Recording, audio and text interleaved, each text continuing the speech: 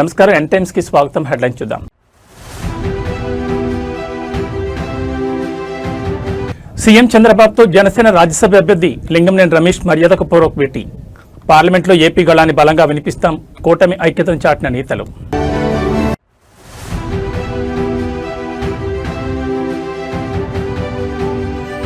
Revanth Reddy mark, history and Prajarajyam డైలాగులతో హిటెక్కిన తెలంగాణ రాజకీయాలు.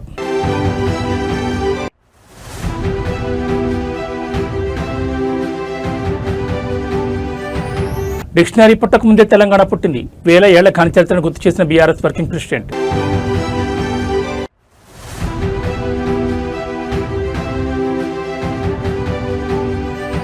తిరుమలలో భక్తులు అసాధారణ రద్దీ. శ్రీవారి సర్వదర్శనానికి 20 గంటల సుదీర్ఘ సమయం. ఇక డీటెయిల్స్ చూస్తే ఆంధ్రప్రదేశ్ రాజకీయాల్లో రాజ్యసభ ఎన్నికల వేడి కొనసాగుతున్న తరుణంలో అమరావతి వేదికగా ఒక కీలక పొలిటికల్ మూవ్మెంట్ చోటు చేసుకుంది. సీఎం క్యాంపు కార్యాలయంలో ముఖ్యమంత్రి చంద్రబాబు నాయుడిని జనసేన పార్టీ రాజ్యసభ అభ్యర్థి లింగంనేని రమేష్ మర్యాదపూర్వకంగా కలుసుకున్నారు. కూటమి తరపున అత్యంత ప్రతిష్టాత్మకమైన రాజ్యసభ అభ్యర్థిగా తనను ఎంపిక చేసినందుకు ముఖ్యమంత్రికి ఆయన ప్రత్యేక కృతజ్ఞతలు, ధన్యవాదాలు తెలిపారు.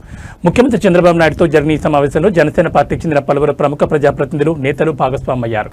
సీఎంను కలిసిన వారిలో కాకినాడ పార్లమెంట్ సభ్యులు ఉదయ్ శ్రీనివాస్, సీనియర్ శాసనసభ్యులు మండలి బుద్ధప్రసాద్, ఎమ్మెల్సీ హరిప్రసాద్తో పాటు police housing corporation chairman Srinivas ఉన్నారు.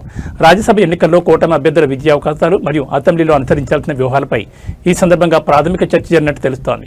జనసేన అధినేత డిప్యూటీ సీఎం పవన్ కళ్యాణ్ ఆశయాలకు అనుగుణంగా కూటమి సమన్వయంతో పార్లమెంట్లో రాష్ట్ర గళాన్ని బలంగా వినిపిస్తామని లింగంనేని రమేష్ ఈ సందర్భంగా స్పష్టం చేశారు.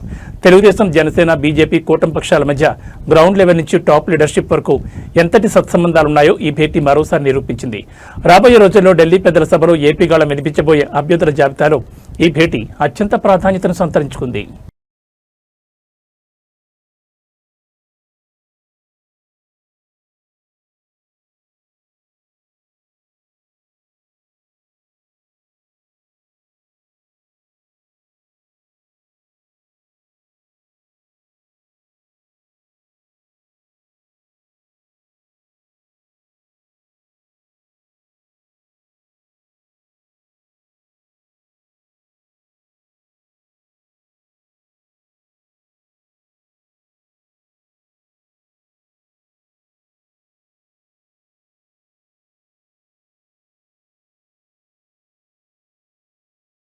ఆంధ్రప్రదేశ్ రాజకీయాల్లో ఎంతో ఉత్కంఠ రేపిన తెలుగుదేశం పార్టీ రాజ్యసభ అభ్యర్థుల ఎంపిక ప్రక్రియ ఎట్టకేలకు కొలిక్కొచ్చింది. టీడీపీ కోటాలో పెద్దల సభకు వెళ్లే అభ్యర్థుల పేర్లను ముఖ్యమంత్రి చంద్రబాబు నాయుడు అధికారికంగా ఖరారు చేశారు. అమరావతిలోని సీఎం నివాసంలో అభ్యర్థులకు స్వయంగా ఆయన పార్టీ బీఫారాలను అందజేశారు. పారిశ్రామిక, విద్య మరియు యువజన విభాగాలకు చెందిన సానా సతీష్, భాష్యం రామకృష్ణ మరియు చింతకాయల విజయాలను ఈసారి రాజ్యసభ బరిలోకి దించుతోంది. అధినాయకత్వం నమ్మకాన్ని నిలబెట్టుకుంటూ ఢిల్లీ వేదికగా రాష్ట్ర హక్కుల కోసం పోరాడతామని అభ్యర్థులు స్పష్టం చేశారు. ఈ ముగ్గురు అభ్యర్థుల ఎంపికలో సీఎం చంద్రబాబు నాయుడు క్షేత్రస్థాయి సమీకరణాలను క్షుణ్ణంగా పరిశీలించినట్టు తెలుస్తోంది. ఉత్తరాంధ్రలో కీలక సామాజిక వర్గానికి చెందిన యువనేత, ఐటీ వింగ్ లో యాక్టివ్ గా ఉన్న చింతకాయల విజయ్కి అవకాశం ఇవ్వడం ద్వారా యువతకు పెద్దపీట వేశారు. అటు విద్యారంగంలో ప్రముఖుడిగా ఉంటూ పార్టీ కార్యక్రమాలు ఆర్థికంగా, నైతికంగా అండగా నిలిచిన భాష్యం రామకృష్ణకు సీటు దక్కడం విశేషం. ఇక సుదీర్ఘ పారిశ్రామిక, రాజకీయ నేపథ్యం ఉన్న సానా సతీష్ సైతం చంద్రబాబు చేతుల మీదుగా బీఫారం అందుకున్నారు. కూటమిలోని జనసేన అభ్యర్థి లింగంనేని రమేష్ తో పాటు ఈ ముగ్గురు టీడీపీ నేతలు కూడా అసెంబ్లీ సెక్రటరియట్లో తమ నామినేషన్ దాఖలు చేయనున్నారు. సంఖ్యాబలం పూర్తిగా కూటమికి అనుకూలంగా ఉండడంతో వీరి ఎన్నిక ఏకగ్రీవం కావడం దాదాపు ఖాయంగా కనిపిస్తోంది. ఈ ముగ్గురు అభ్యర్థుల ఎంపికతో తెలుగుదేశం పార్టీ కేడర్లో సరికొత్త ఉత్సాహం నెలకొంది. సీనియర్లకు, యువతకు మరియు విద్యావేత్తలకు సమపాడలో చంద్రబాబు నాయుడు స్థానం కల్పించారని రాజకీయ విశ్లేషకులు అభిప్రాయపడుతున్నారు. పార్లమెంట్లో ఆంధ్రప్రదేశ్ పునర్నిర్మాణ గళాన్ని వీరు ఎంత బలంగా వినిపిస్తారో చూడాలి.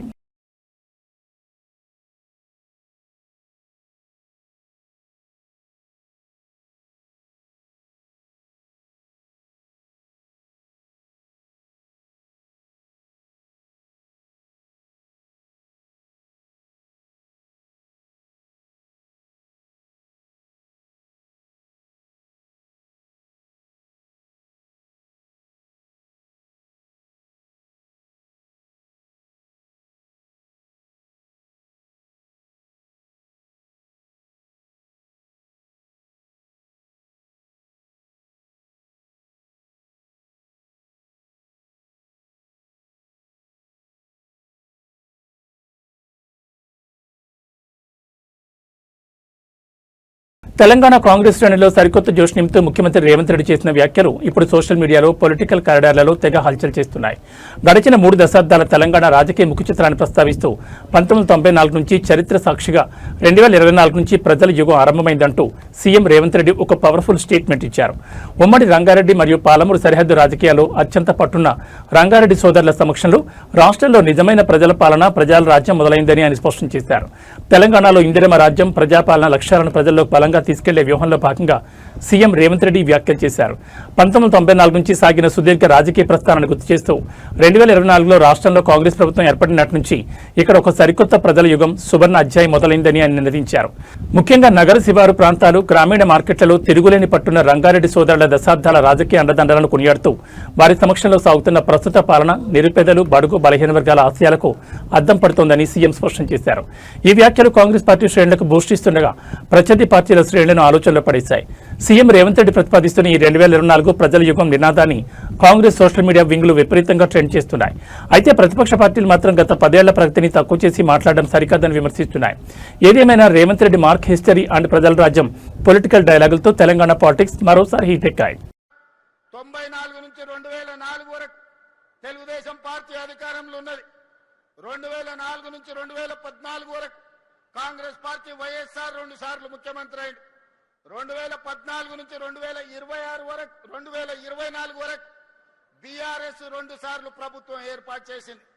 నేను ఇవాళ మా రంగారెడ్డి జిల్లా సోదరుల సాక్షిగా నేను చెప్పదలుచుకున్నా, 2024 నుంచి 2034 వరకు ప్రజాపాలన ఉంటుంది.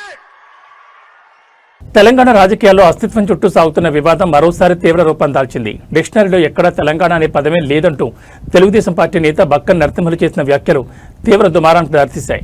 ఈ వ్యాఖ్యలపై బీఆర్ఎస్ వర్కింగ్ ప్రెసిడెంట్ కేటీఆర్ అత్యంత తీవ్రంగా స్పందించారు. చరిత్ర తెలియని కొంతమంది అజ్ఞానులు డిక్షనరీలో తెలంగాణ పదం లేదని మాట్లాడుతున్నారని, అసలు డిక్షనరీ అనేది పుట్టకముందే 1000 ఏళ్ల కిందటనే తెలంగాణ గడ్డ పుట్టిందంటూ కేటీఆర్ పవర్ఫుల్ కౌంటర్ ఇచ్చారు. తెలంగాణ చరిత్రను కించపరిచేలా సాగిన ఈ వివాదం తెలంగాణ ప్రాంతీయ భావోద్వేగాలు చారిత్రక నేపథ్యంపై టీడీపీ నేత బక్కన్ నరసింహులు చేసిన కామెంట్స్ సోషల్ మీడియాలో వైరల్ కావడంతో బీఆర్ఎస్ శ్రేణులు తీవ్రంగా మండిపడుతున్నాయి. దీనిపై స్పందించిన కేటీఆర్ తెలంగాణ అనే పదం కేవలం నిఘంటువుల్లో వెతుక్కునేది కాదని, అది కోట్లాది మంది ప్రజల శతాబ్దాల ఆకాంక్ష మరియు 1000 ఏళ్ల నాటి చారిత్రక వాస్తవాన్ని గుర్తు చేశారు. పురాణాలు కాకతీయుల శాసనాల కాలం నాటి నుంచే త్రిలింగ దేశంగా తెలంగాణగా ఈ గడ్డకు ఘనమైన చరిత్ర ఉందని, కనీస జ్ఞానం లేని కొంతమంది అజ్ఞానులు మాత్రమే ఇలాంటి వితండవాదాలు చేస్తారని ట్విట్టర్ వేదికగా కడిగిపారేశారు. తెలంగాణ అస్తిత్వాన్ని తక్కువ చేసి మాట్లాడితే ఇక్కడి ప్రజలు సహించబోరని కేటీఆర్ స్పష్టం చేశారు. కేటీఆర్ ఇచ్చిన ఈ ఘాటు కౌంటర్తో తెలంగాణ సెంటిమెంట్ మరోసారి తెరపైకొచ్చింది. బీఆర్ఎస్ శ్రేణులు సోషల్ మీడియా వ్యాప్తంగా తెలంగాణ చరిత్ర హ్యాష్ ట్యాగ్లతో సరికొత్త క్యాంపెయిన్ మొదలుపెట్టాయి. అటు టీడీపీ నేతలు మాత్రం బక్కన్ నరసింహులు వ్యాఖ్యల వెనుక ఉన్న అసలు ఉద్దేశం అది కాదంటూ కవర్ చేసే పనిలో పడ్డారు. ఏదేమైనా ఈ dictionary versus history war Telangana politics ను ఉపేస్తోంది. చరిత్ర తెలియని కొంతమంది అజ్ఞానులు డిక్షనరీలో తెలంగాణ పదమే లేదంటున్నారు. వారికి తెలియదు ఏంటంటే డిక్షనరీలు పుట్టక ముందే 1000 ఏళ్ల కిందటే పుట్టింది తెలంగాణ.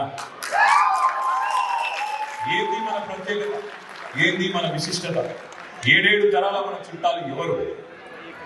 రాణి రుద్రమ్మ, సమ్మక్క సారలమ్మ, సాకలి ఐలమ్మ, రామ్జీ గోండు, కొమురం భీం, సర్వాయి పాపన్న, పండుగ సాయన్న, దొడ్డి కుమరన్న, షోయబుల్లా ఖాన్, ఒక షేక్ బందగి. ఒక్కరా ఇద్దరా? ఎందరు వీరులు, ఎందరు ధీరులు, అనువనువున ఆత్మగౌరవం, నరనరాన పోరాటం పోటెత్తే జాతి మనది. అంతర్జాతీయంగా భౌగోళిక రాజకీయ ఉద్రిక్తతలు పెరుగుతున్న వేళ భారతదేశ ఆర్థిక ప్రగతిని కాపాడుకునేందుకు ప్రధాని నరేంద్ర మోడీ సరికొత్త వ్యూహాత్మక సమీక్ష నిర్వహించారు. ఢిల్లీ వేదికగా ప్రధానమంత్రి ఆర్థిక సలహా మండలి సభ్యులతో ప్రధాని మోడీ ఉన్నత స్థాయి సమావేశం జరిపారు.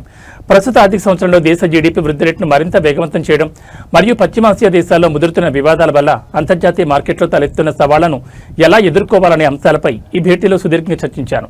భారతదేశం తన ఇంధన అవసరాల కోసం అత్యధికంగా దిగుమతులపైనే ఆధారపడుతున్న నేపథ్యంలో పశ్చిమాసియా సంక్షోభం క్రూడాయిల్ ధరలు మరియు అంతర్జాతీయ వాణిజ్య మార్గాలపై ఎలాంటి ప్రభావం చూపుతుందనే దానిపై ఆర్థిక నిపుణులు ప్రధానికి సమగ్ర నివేదిక సమర్పించారు.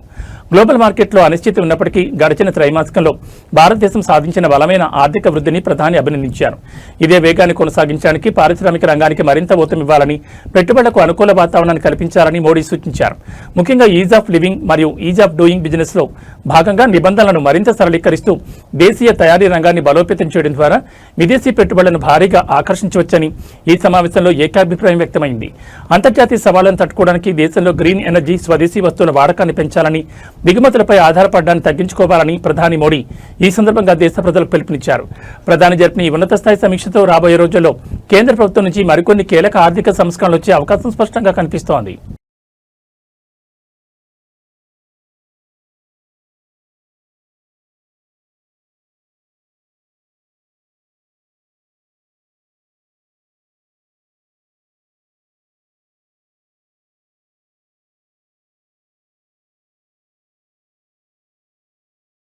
కలియుగ ప్రత్యక్ష దైవం తిరుమల శ్రీ వెంకటేశ్వర స్వామివారి క్షేత్రంలో భక్తుల రద్దీ అసాధారణ స్థాయికి చేరుకుంది. వేసవి సెలవులు ముగింపు దశకు చేరడంతో తమ పిల్లలతో కలిసి స్వామివారిని దర్శించుకునేందుకు భక్తులు తిరుమల కొండకు భారీగా తరలివచ్చారు. వైకుంఠం క్యూ కాంప్లెక్స్లోని కంపార్ట్మెంట్లన్నీ భక్తులతో పూర్తిగా నిండిపోయాయి. టోకెన్ లేని సర్వదర్శనం కోసం వేచి ఉన్న భక్తుల క్యూ లైన్ ఏకంగా కొండపై ఉన్న ప్రముఖ ఆధ్యాత్మిక ప్రాంతం శిలాతోరణం వరకు కిలోమీటర్ల మేర విస్తరించింది. ప్రస్తుతం ఉన్న రద్దీ దృష్ట్యా సామాన్య భక్తులకు శ్రీవారి దర్శనం కావడానికి ఏకంగా 20 గంటల సుదీర్ఘ సమయం పడుతోంది.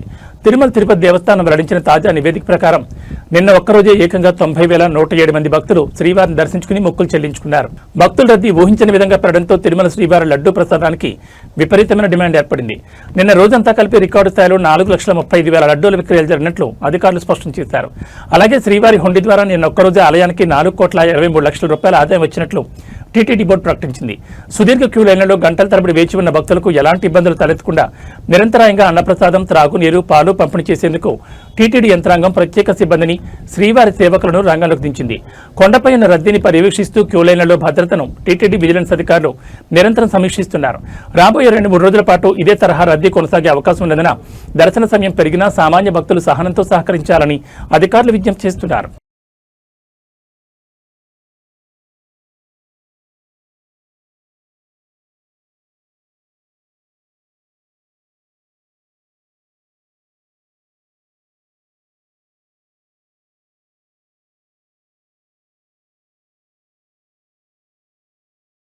ఎన్టీఆర్ జిల్లాలో హైవేపై వెళ్తున్న ఒక ఆర్టీసీ బస్సులో ఘోర ప్రమాదం చోటు చేసుకుంది. జగ్గేపేట నుంచి విజయవాడకు సుమారు 40 మందికి పైగా ప్రయాణికులతో వెళ్తున్న ఆర్టీసీ బస్సులో ఒక్కసారిగా మంటలు చెలరేగాయి. బస్సు ఇంజిన్ భాగంలో సంభవించిన షార్ట్ సర్క్యూట్ కారణంగా దట్టమైన పొగలు, మంటలు బస్సు లోపలికి వ్యాపించాయి. బస్సు డోర్ లాక్ అయిపోవడంతో లోపల ఉన్న ప్రయాణికులు ఊపిరాడక ప్రాణాలను గుప్పెట్లో పెట్టుకుని కిటికీల గుండా బయటకు దూకేశారు. జగ్గేపేట డిపోకు చెందిన ఆర్టీసీ బస్సు విజయవాడ వైపు ప్రయాణిస్తుండగా ఈ ప్రమాదం జరిగింది. బస్సు అద్దంకి, నార్కెట్పల్లి లేదా జాతీయ రహదారిపై వేగంగా వెళ్తున్న తరుణంలో ఒక్కసారిగా ఇంజిన్ క్యాబిన్ నుంచి పొగలు రావడం డ్రైవర్ గమనించాను. వెంటనే అప్రమత్తమైన డ్రైవర్ బస్సును రోడ్డు పక్కకు నిలిపేశారు. అయితే క్షణాల వ్యవధిలోనే మంటలు డ్రైవర్ క్యాబిన్ మొత్తానికి కమ్మేశాయి. దీంతో బస్సు వెనుక భాగంలో ఉన్న ప్రయాణికులు తీవ్ర భయాందోళనకు గురయ్యారు. ప్రధాన ద్వారం గుండా బయటకు వచ్చే పరిస్థితి లేకపోవడంతో యువకులు, మహిళలు ప్రాణరక్షణ కోసం బస్సు కిటికీల అద్దాలను పగలగొట్టి వాటి గుండా కిందకు దూకేశారు.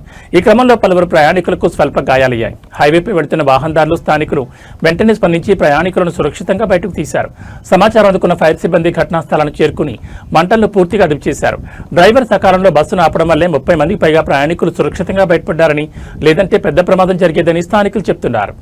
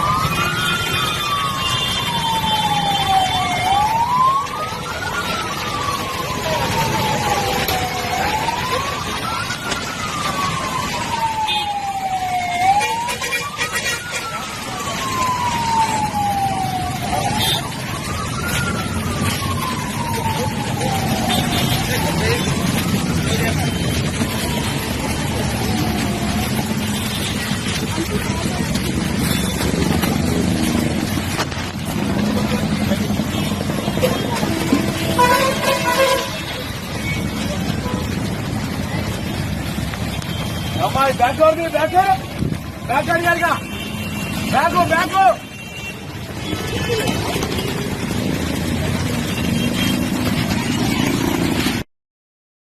తెలంగాణ ప్రముఖ పుణ్యక్షేత్రం యాదగిరిగుట్ట శ్రీ లక్ష్మీనరసింహస్వామి ఆలయంలో భక్తుల రద్దీ ఒక్కసారిగా అమాంతం పెరిగింది. వేసవి సెలవులు ముగుస్తుండటంతో పాటు ఈ రోజు ఆదివారం సెలవుదినం కావడంతో స్వామివారిని దర్శించుకునేందుకు వేలాదిగా భక్తులు కొండపైకి తరలివచ్చారు. దీంతో యాదాద్రి ప్రసాద విక్రయశాలలు, కళ్యాణకట్ట, పుష్కరిణి పరిసర ప్రాంతాలు భక్తులతో పూర్తిగా కిక్కిరిసిపోయాయి. క్యూలైన్లు భారీగా నిండిపోవడంతో లక్ష్మీ నరసింహుడి ఉచిత దర్శనానికి మరియు ప్రత్యేక దర్శనాలకు గంటల కొద్దీ సమయం పడుతోంది. ఉదయం నుంచే యాదగిరిగుట్ట లక్ష్మీ నరసింహస్వామి వారి ఆలయ క్యూ కాంప్లెక్స్లు భక్తులతో నిండిపోయాయి. ప్రస్తుతం ఉన్న రద్దీని బట్టి స్వామివారి ధర్మదర్శనానికి సుమారు 3 గంటల సమయం పడుతుండగా 150 రూపాయల ప్రత్యేక ప్రవేశ దర్శనానికి 2 గంటల సమయం పడుతోందని ఆలయ అధికారులు అధికారికంగా వెల్లడించారు. జూన్ 2వ వారం కావడంతో స్కూలు తెరుచుకోనున్న నేపథ్యంలో కుటుంబ సమేతంగా స్వామివారిని దర్శించుకునేందుకు భక్తులు పెద్ద ఎత్తున తరలివచ్చారు. కొండపైకి వచ్చే వాహనాల సంఖ్య పెరగడంతో పార్కింగ్ స్థలాలు కూడా పూర్తిగా నిండిపోయాయి. భక్తులకు ఎలాంటి అసౌకర్యం కలగకుండా ఆలయ ఆధ్వర్యంలో క్యూలైన్లో నిరంతరాయంగా పాలు, త్రాగునీరు అందిస్తూ భద్రతను పర్యవేక్షిస్తున్నారు. రద్దీ మరింత పెరిగే అవకాశం ఉండడంతో లడ్డు ప్రసాద కౌంటర్ల వద్ద అదనపు సిబ్బందిని కేటాయించారు. అలాగే ఘాట్ రోడ్డుపై ట్రాఫిక్ ఇబ్బందులు తలెత్తకుండా స్థానిక పోలీసులు గట్టి బందోబస్తు నిర్వహిస్తున్నారు. స్వామివారిని దర్శించుకునే భక్తులు ఆలయ నిబంధనలకు సహకరించాలని అధికారులు కోరుతున్నారు.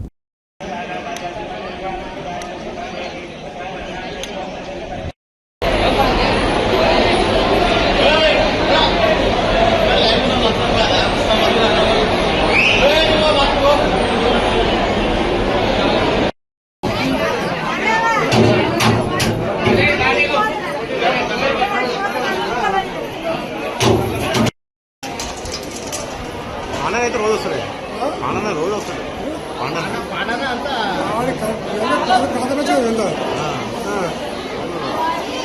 రికార్డింగ్ అవుతుంది సార్ వాయిస్.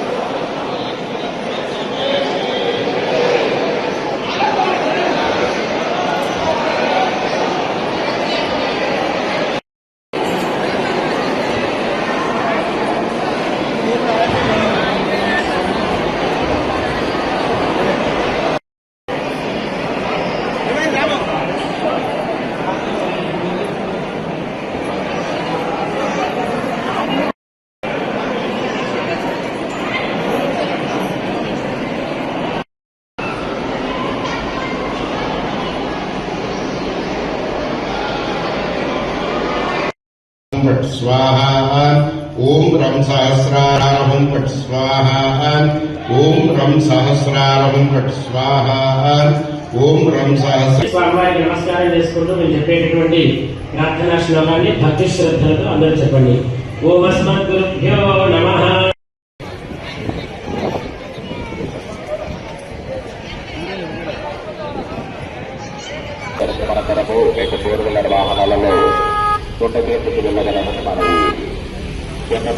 వాహనాలలో జగిత్యాల జిల్లా వేదికగా రైతులకు మరియు పర్యావరణ నిబంధనలకు మధ్య సాగుతున్న ఒక వివాదం ఇప్పుడు సామాజిక మాధ్యమాల్లో పెను సంచలనంగా మారింది. కదలాపూర్ మండలం రాజారాం తాండా గ్రామంలో వరి కొయ్యలు కాల్చాడనే నెపంతో ఒక సామాన్య రైతుకు గ్రామ పంచాయతీ కార్యదర్శి ఏకంగా 5,000 రూపాయల భారీ జరిమానా విధించారు. ఈ వ్యవహారం వెలుగులోకి రావడంతో నెటిజన్లు, రైతు సంఘాలు తీవ్రస్థాయిలో మండిపడుతున్నాయి. కాలుష్యం పేరిట కేవలం అన్నదాతల్ని టార్గెట్ చేస్తున్నారంటూ అధికారులను నిలదీస్తున్నారు. వరి కోతల తర్వాత పొలాల్లో మిగిలిపోయే వరి కొయ్యలను తగలబెట్టడం వల్ల వాయు కాలుష్యం పెరుగుతుందంటూ కాలుష్య నియంత్రణ మండలి మరియు ప్రభుత్వం కఠిన ఆదేశాలు జారీ చేశాయి. ఈ ఆదేశాల అమల్లో భాగంగా రాజారాం తాండాలో పొలానికి నిప్పెట్టిన రైతుకు నోటీసులు ఇచ్చి 5,000 ఫైన్ వేశారు. అయితే ఈ చర్యపై డిజిటల్ ప్లాట్ఫామ్స్ లో పెద్ద ఎత్తున నిరసన వ్యక్తమవుతోంది. ఓళ్ల పక్కనే ఉండే డంపింగ్ యార్డులు తగలబడుతున్నప్పుడు 100 టన్నుల పొగను వదులుతున్న ఇటుక బట్టీలు, కెమికల్ పరిశ్రమలపై అధికారులు ఎందుకు ఇలాంటి జరిమానాలు విధించడం లేదని నెటిజన్లు నిలదీస్తున్నారు. పెద్ద పెద్ద ఫ్యాక్టరీల యజమానులను వదిలేసి పెట్టుబడి రాక అల్లాడుతున్న సామాన్య రైతుపై ఇంతటి కఠినత్వం చూపించడం ఎంతవరకు న్యాయమని ప్రశ్నిస్తున్నారు. వరి కొయ్యలను కాల్చొద్దని చెప్పే ప్రభుత్వం వాటిని భూముల్లోనే కొల్లింపజేసేందుకు లేదా తొలగించేందుకు అవసరమైన ప్రత్యామ్నాయ యంత్రాలను రైతులకు సబ్సిడీపై ఎందుకు అందించడం లేదని చర్చ కూడా మొదలైంది. జరిమానాలతో భయభ్రాంతులు గురిచేయడం మానుకోవాలని రైతులు డిమాండ్ చేస్తున్నారు.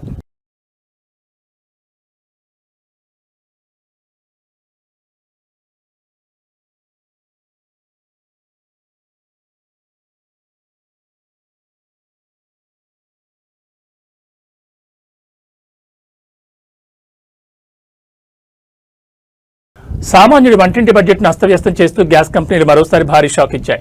గృహ వినియోగానికి ఉపయోగించే 14.2 కేజీల ఎల్పీజీ సిలిండర్ ధరను పెంచుతూ దేశీయ చమురు సంస్థలు నిర్ణయం తీసుకున్నాయి. సవరించిన ధరల ప్రకారం ప్రతి సిలిండర్పై ఏకంగా 29 రూపాయల మేర భారాన్ని మోపాయి. అంతర్జాతీయ ఇంధన మార్కెట్లో నెలకొన్న సంక్షోభం, ముడి చమురు ధరల పెరుగుదల వల్లే ఈ నిర్ణయం తీసుకోక తప్పలేదని ఆయిల్ కంపెనీలు చెబుతున్నాయి. కేవలం 3 నెలల వ్యవధిలోనే గ్యాస్ ధరలు పెరగడం ఇది రెండోసారి కావడంతో సామాన్య వినియోగదారులు తీవ్ర ఆగ్రహం వ్యక్తం చేస్తున్నారు. సవరించిన గ్యాస్ ధరలు ఇవాళ ఉదయం నుంచి దేశవ్యాప్తంగా అమల్లోకి వచ్చాయి. తాజా పెంపుతో దేశ రాజధాని ఢిల్లీలో 14.2 కేజీల డొమెస్టిక్ సిలిండర్ ధర 913 రూపాయల నుంచి 942 రూపాయలకు చేరుకుంది. ఇక హైదరాబాద్ విషయానికి వస్తే స్థానిక పన్నులు మరియు రవాణా ఛార్జీల నేపథ్యంలో ఇక్కడ సిలిండర్ ధర ఏకంగా 994 రూపాయల వద్దకు చేరి 1000 రూపాయల మార్కుకు చేరువలో ఉంది. గత మార్చి 7వ తేదీన అంతర్జాతీయ మార్కెట్ ఒత్తిళ్ల కారణంగా సిలిండర్పై ఏకంగా 60 రూపాయలు పెంచిన సంస్థలు ఇప్పుడు మరో 29 రూపాయలు బాదాయి. దీంతో కేవలం 3 నెలల్లోనే వినియోగదారులపై సిలిండర్కు 89 రూపాయల అదనపు భారం పడింది. అటు మే నెల మధ్య గడువు నుండి పెట్రోల్, డీజిల్ ధరలు కూడా లీటర్కు 7 రూపాయల 50 పైసల వరకు, సిఎన్జి ధరలు కేజీకి 6 రూపాయల వరకు పెరగడం సామాన్యుని మరింత కుంగదీస్తోంది. అంతర్జాతీయంగా పశ్చిమాసియాలో నెలకొన్న ఉద్రిక్తతల వల్ల చమురు సరఫరాకు ఆటంకం కలిగిందని, ఇప్పటికీ ప్రతి డొమెస్టిక్ సిలిండర్ సరఫరాపై కంపెనీలు సుమారు 700 రూపాయల వరకు నష్టాలను భరిస్తున్నాయని ఇండస్ట్రీ వర్గాలు అంటున్నాయి. ఏదేమైనా వరుసగా పెరుగుతున్న ఇంధన ధరలు సామాన్యుని నెలవారీ జీవన వ్యయాన్ని తీవ్రంగా ప్రభావితం చేస్తున్నాయి.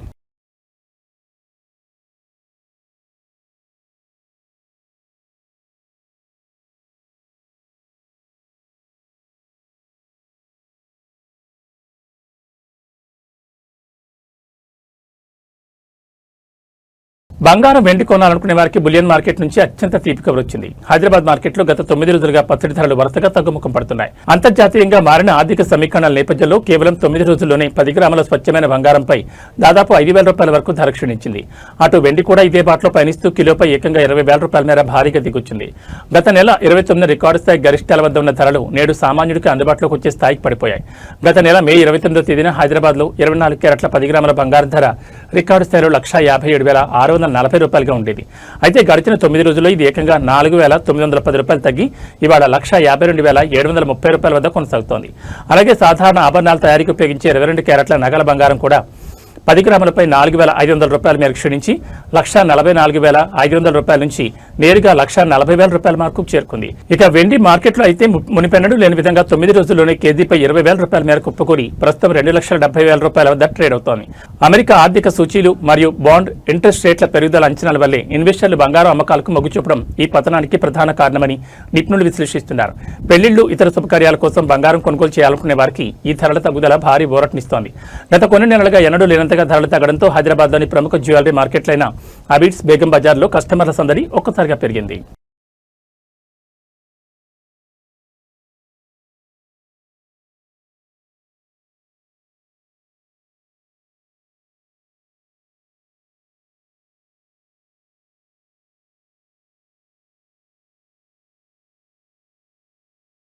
ఉక్కపోతతో సతమతమవుతున్న తెలంగాణ ప్రజలకు వాతావరణ నిపుణులు చల్లటి వార్త అందించారు. ఈ రోజు మధ్యాహ్నం నుంచి రాత్రిలోపు రాష్ట్రంలోని పలు జిల్లాల్లో భారీ వర్షాలు కురిసే అవకాశం ఉందని వాతావరణ శాఖ వెల్లడించింది.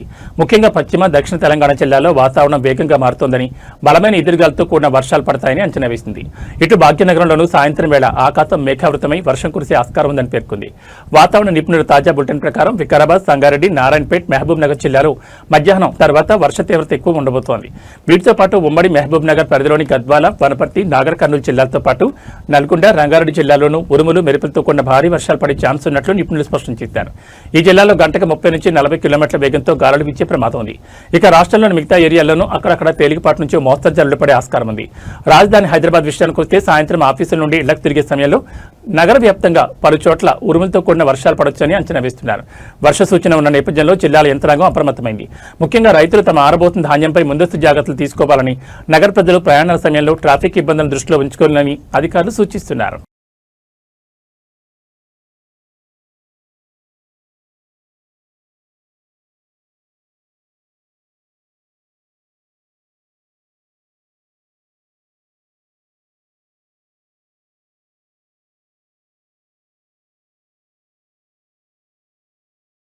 ఏబీ బులెటిన్ శిష్యులు నమస్కారం.